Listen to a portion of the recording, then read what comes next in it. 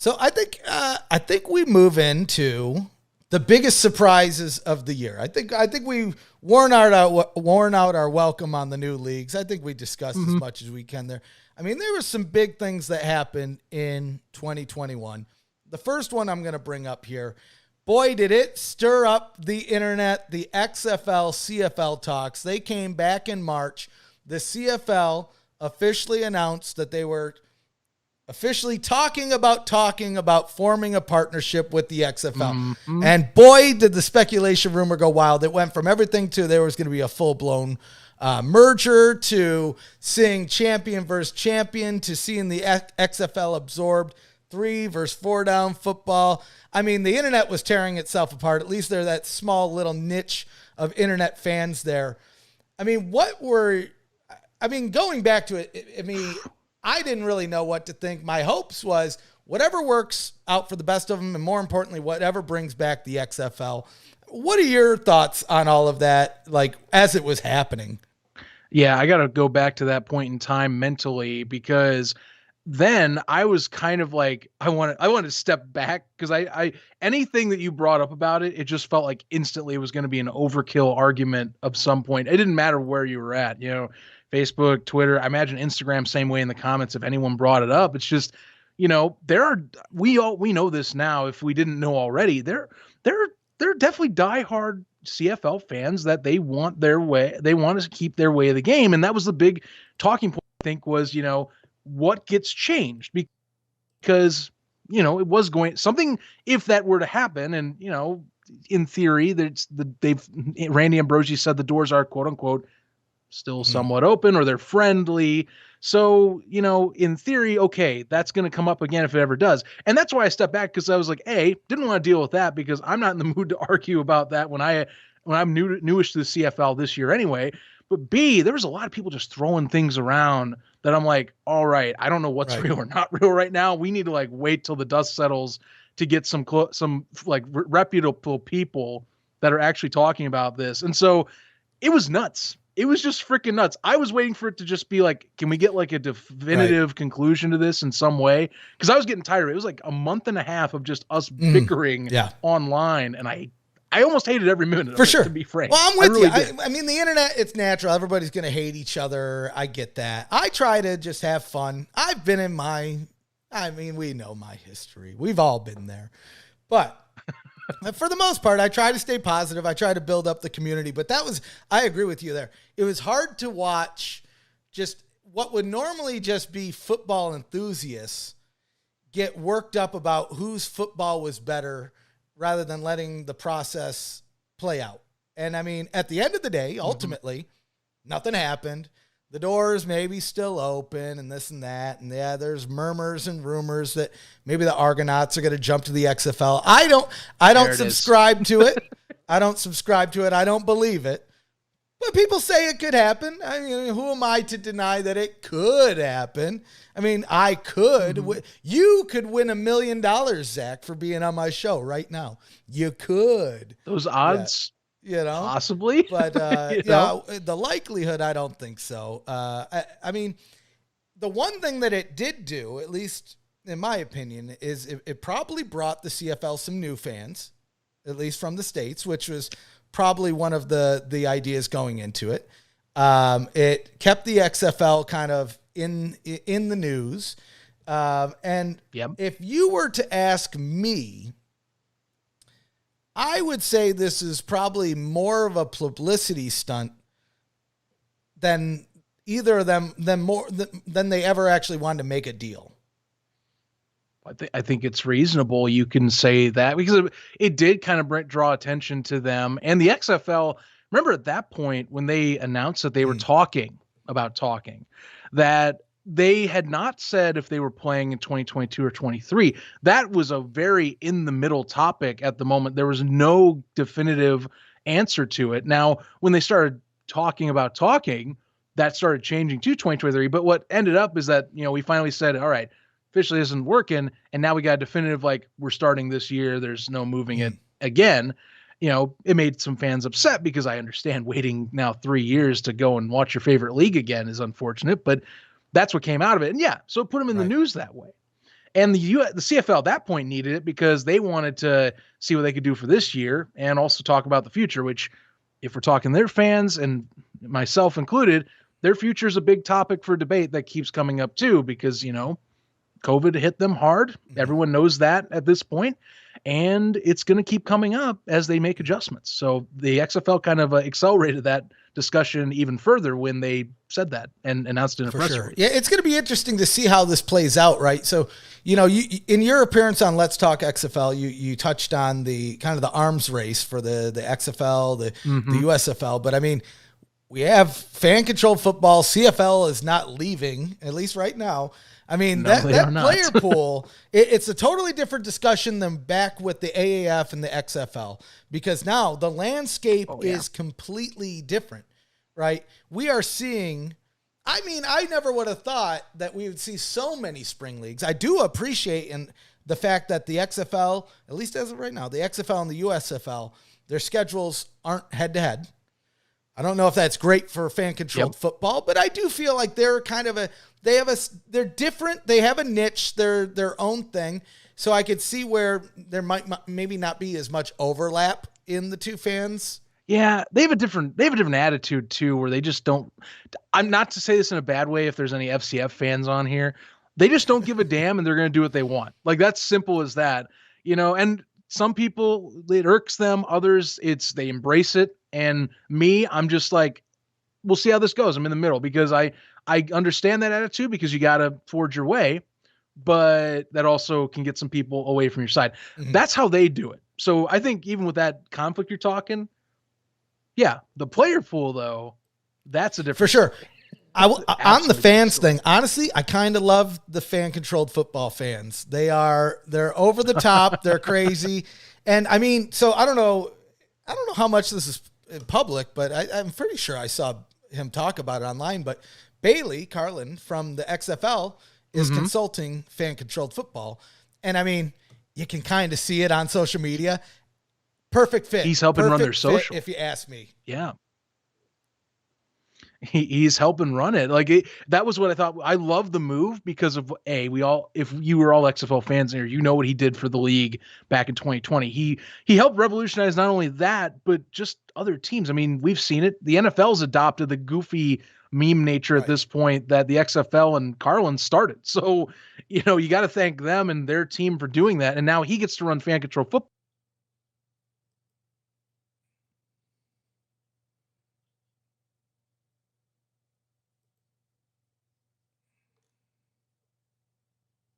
Right. I think it's perfect. I like the idea of the all fun league. I really like that. We lost your video, and that was totally me. So I'm going to try to fix that while I'm talking through this. While I'm flipping through the settings here, I'll say this: you have a static image on the screen. It doesn't look bad. You don't have like the goof face. Like, that's happened to me before, where like you're picking your nose or something. That's what it frees on. You're good. But okay, so we talked XFL, we talked CFL, we started getting down the path. So I'm going to try to bring it back in. More surprises. I mean, when I started out the year, right, there's no way in hell I could have predicted or added to my 2021 bingo card that the USFL would be returning in one way, shape, or form.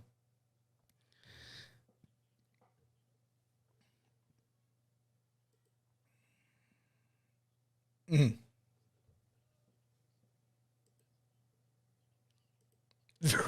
Right.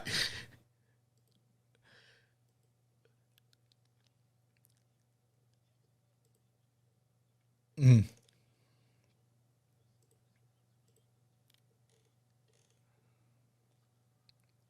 Right.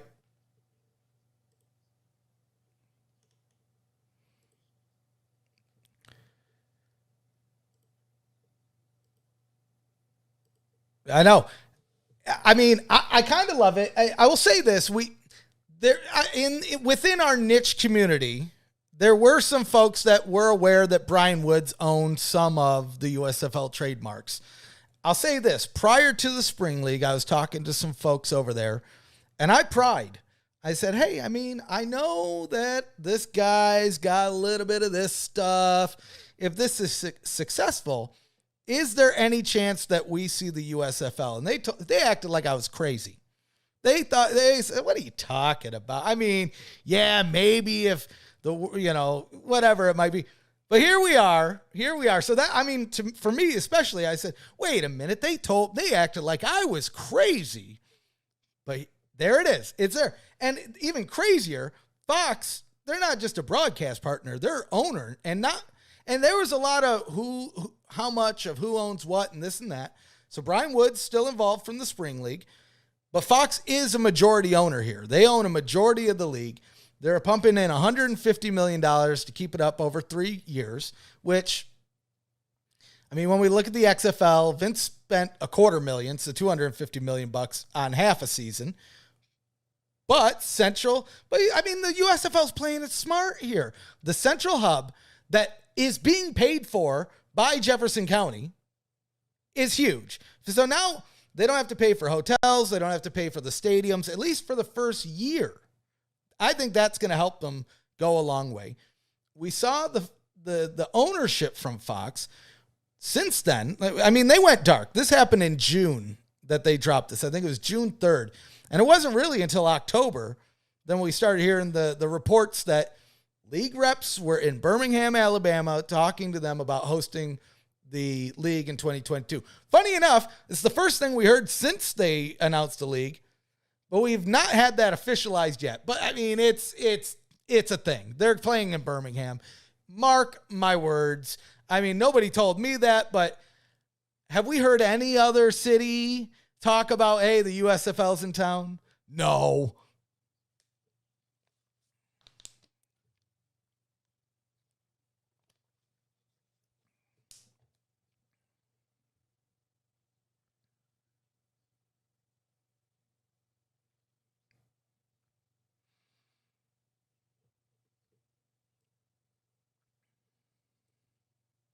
Yeah. No.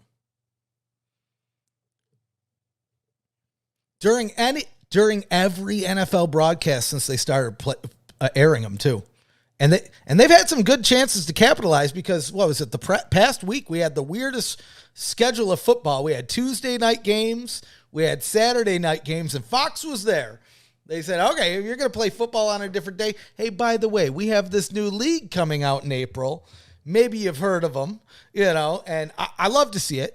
I don't, but correct me if I'm wrong. I heard someone say that there was an ad during NBC's Sunday Night Football, but I didn't see it.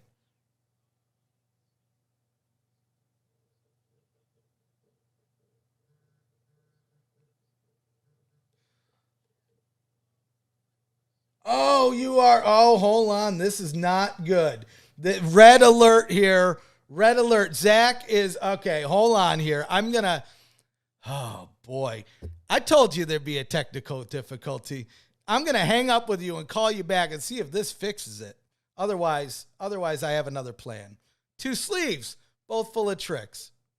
Sorry I'm glad the chat is here. My goodness. Let's see oh my goodness. Let's see. Are you working now? Okay. Say something for our dear fans. Say it again. No, well, we're going to do this then. Say something now. Hi, Zach here. There we go. We have arrived back. There we go. Sorry, chat. I am horrible at reading the chat. Zach is back. I apologize to J Dash and fantasy football player 38, act my age, David, everybody who was yelling at me in the chat. I apologize. Luckily, I don't know when you cut off. It was probably the same time the video did, but I don't think it was that long. Essentially, we talked about the XFL, CFL stuff. You heard my side of it. We're talking about the USFL stuff now. Yeah, I don't know if I'm actually back. They're still saying nope in the chat. No, we got a yes now. We got a yes. Oh, we now. Do? Perfect. Yeah. Perfect. Sign I'm making sure. At least if you can hear me. If it's audio with no video, I can live with that. I'm used to doing podcasting. My face isn't exactly perfect, so I will. You can look at that still. is what's boy. fine. Anyway, I love a good technical difficulty. I'm actually very proud that it happened. Sorry to cut you off now that you have audio. Go on, my friend. Look, here's what I'm going to say with the USFL as I recalculate my thoughts here all of a sudden. I know that first off, you're saying that with the TSL and them denying, I'm like, oh, good. But it's funny. Like everyone brought up, at least until this November, when we finally got official announcements from the league about this coming back, about like, okay, you're right. Who owns this thing? Is this a Fox minority ownership with the TSL heading it up as it's like lumbering around with the USFL logo? And then all of a sudden out of nowhere, Fox, to everyone's surprise, said, nah, we're taking the reins of this whole thing. And, Brian is the ideas man, but you can see it's their project now. Sure. This is a Fox run, at least corporate entity that they're doing. It's USFL Holdings and everything. Mm-hmm. This is their shtick. This is not the TSL. Brian's there because he's running it, and this was his idea that he brought to the table, but they have the final say on everything. You can see that. For sure. And I'll say this. Now, I think Brian gets a bad rap on the internet. I think he's going to run that. I think he's going to run the league much better than a lot of people anticipate. So all I'll say, I'm not going to stand up here and defend him, go to bat for him. But if you're worried about the USFL because of Brian Woods, all I ask is just watch a game, just like any other league that you would. And if it's good, stick around. If it's not, I'm not going to be mad at you for leaving. I mean, well, heck, the Mega Bowl was good quality football. That game was excellent. And so was, at least I would say, a nice chunk of the TSL games. As much as the TSL has its own stigma around it, the football for last year broadcast via Fox, I thought was decent quality at times. I liked a lot of it. So I don't know if this has actually been mentioned anywhere, but the one thing that I can at least confirm about the USFL, I don't know if this is breaking news. I don't know if it isn't, but they are paying players. So if that's on your concern list, it shouldn't be. Fox, you gotta, looking at everything, Fox isn't going to be messing around with this. They seem to be going into this big. Yes. So, I think they're going to check all the boxes that they need to check.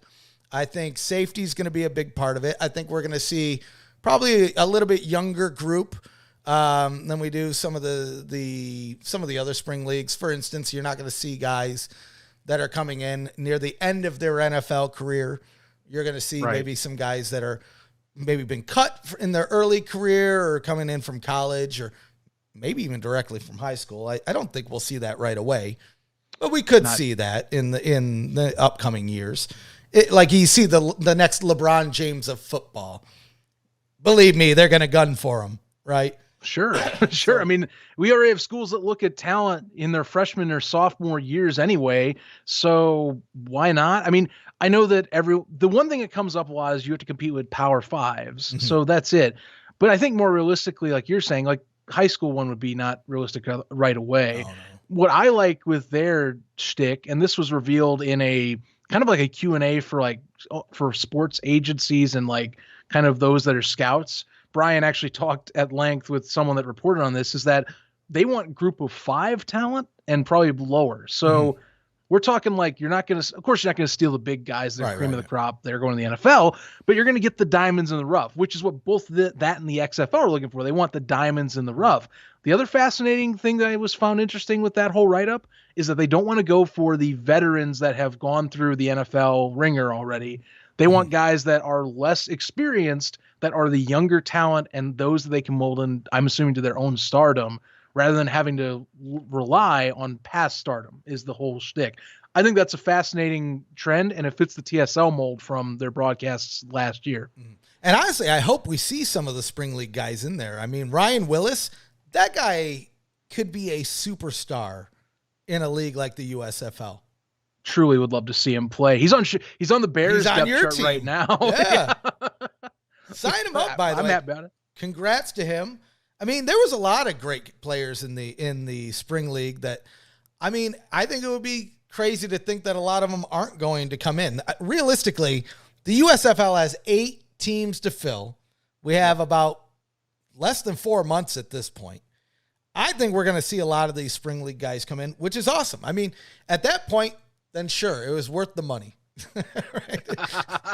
I shouldn't joke, but well, if it's the mold though, because I mean, why not just have people that are close on hand? You already played less than a year ago, so it'd be easy to kind of you would think it'd be easier to onboard them already, and then just have the majority of those people, as long as they aren't already in a different league, say, okay, screw it, I'm already back. Why not take that chance? For sure. For sure. So one other thing about the USFL, again, big surprises. This kind of leaked out during the talks with Birmingham, but my mind is still blown by it a little bit. Yeah. They signed a multi-year rights deal with a competitor, NBC. So just to break that down, for all the few people living under a rock out here, not only is one of their competitors going to air their games, they're going to pay them money to do it, which is something that almost never happens in spring football. It's significant that when they wrote up, when it was confirmed that they are quote paying them, they are paying a rights fee. This is not a paying the production costs and then, like, for example, ad swaps like the XFL was. This isn't a time buy where you're buying your specific slot on broadcast like they were with the AAF. This is NBC that went to Fox. They talked about it and said, we'll pay you for a 3-year deal, straight up, for a rights deal. And to me, that is an opening door saying, oh my God, if the USFL can negotiate a rights deal, the XFL has to get a rights deal at this point. There's like, that opens a door for other leagues that are that caliber if you were to happen to have another for some reason, because if they can get it, why can't the other guy get it? Now it's a what is that term in legal terms? Oh my gosh, the baseline, whatever it is, like, if this happens, then it's like, I'm forgetting the name. You're asking the wrong guy. The only legal talk I ever get is when angry lawyers call me. That's oh my. And you leagues know who I'm talking about. It's the precedent. I remember yes. Now it's the precedent. So in theory, you should be expecting another one, I would think, whenever they announce it in a few months. So that's how I look at it. Anything less, and I'm thinking it's a disappointment to me. It's supposedly coming soon. We're supposedly, according to Dwayne "The Rock" Johnson, XFL co-owner.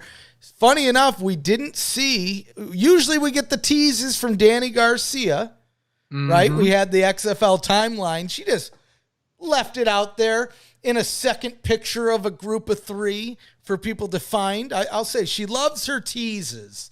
She's really good at that. Really good at that. But it was great to see from The Rock this time talking about the XFL on CNBC Tech Check last Friday, I believe. And yes. He dropped some nuggets of his own. So we're seeing, according to him, broadcast partners in the first couple months, so 1 to 2 months, so early 2022. And what he says, new teams, new cities. Now, I'm going to say there's a couple ways to look at that, new teams, new cities. Does he mean all 8 teams? Does he mean some teams? Or does he mean expansion? Oh my God. I'm going to say right now that I hope that I'm going to not even hope. It better be you axe the talk on all the teams. Don't even dare threaten me with like all the teams are switching up and getting renamed and all that. Brand recognition is important. You can keep some of those good brands like the Dragons, like, for example, the Battlehawks, that, 2 of the big bases, even, for example, the Renegades, I would say keeping them, or DC.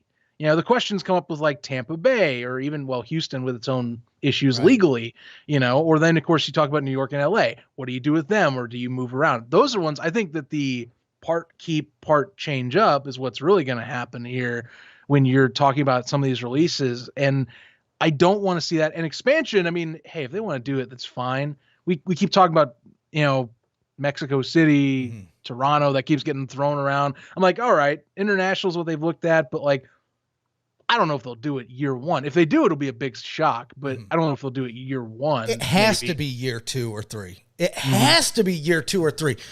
And this is just my opinion. Maybe not so much for Toronto, but like a Mexico City.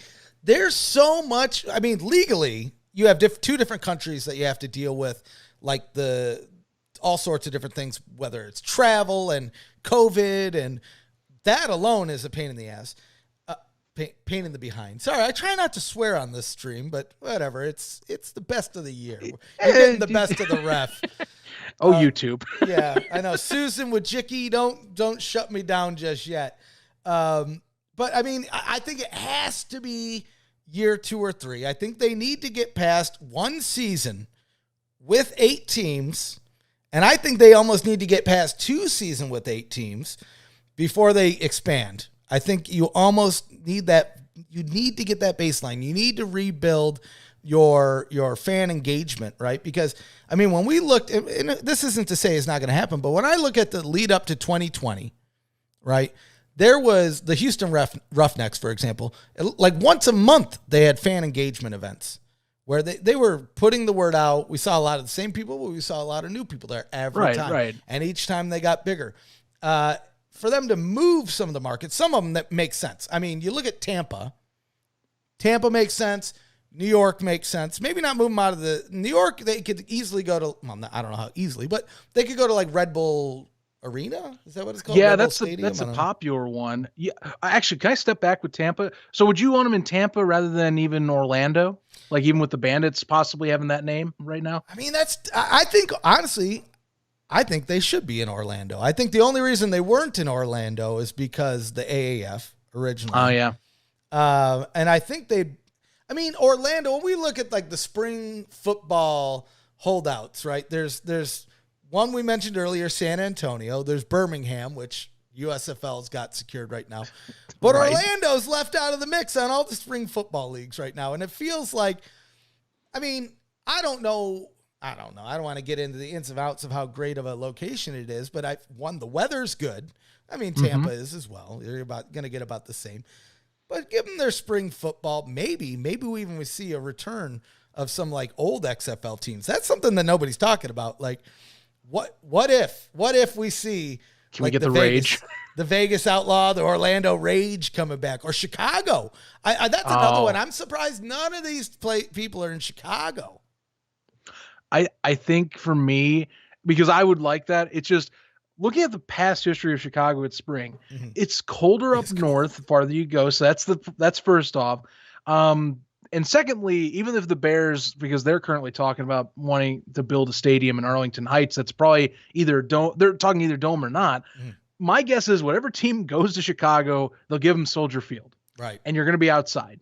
And that will deter people. With that number, you'll get the media market, but you will definitely not look good on TV. It'll be the same as New York, where you'll be like, the weather's going to play factor the entire time. Well, the thing with New York too is, if you looked at it on TV, it looked like there was like 100 people there. But I even looked at some of the numbers. There was like 10, 15. I think they even had around 20,000 for maybe their first game. Once or twice. Yeah. But it still looked like empty, right? It just looked like there was no one there. It's too big. Which, I mean, it'll be curious to see where, like, when the USFL does, assuming they make it to year 2 and 3, which, I mean, the way they're playing it out now, I think they can. But it'll be interesting to see what size stadiums they go into. I mean, the XFL hit it on the mark with St. Louis. Seattle did well. Houston. But, I mean, some of the other ones, LA, Tampa, New York, they could probably find some smaller stadiums. And I think the USFL is going to look at that and say, well, I mean, the big one is there's Major League Soccer stadiums in a bunch of states now. Yes, there are. They're like so everywhere. Many teams now. And those are perfect, if you ask me. Mm-hmm. Well, the DC did such a great job. I wish I could have gone out to watch the Defenders play, because that atmosphere it looked great. It was more personal. You know, the soccer stadiums, they're not big, but the MLS ones, they make it a more personal experience because you're closer to the field and you have more tightly packed in. I like that. I like that whole shtick of it. I hope that they lean on it besides what's available. Like, for example, St. Louis fans, they are like, well, we're building an MLS team, but don't put it in the MLS stadium. Keep it in the dome. Keep that. If the dome's louder, we can fill it up to 50,000+. We were going to fill it up to 50,000+ if we didn't have the season canceled. Don't take that away from us.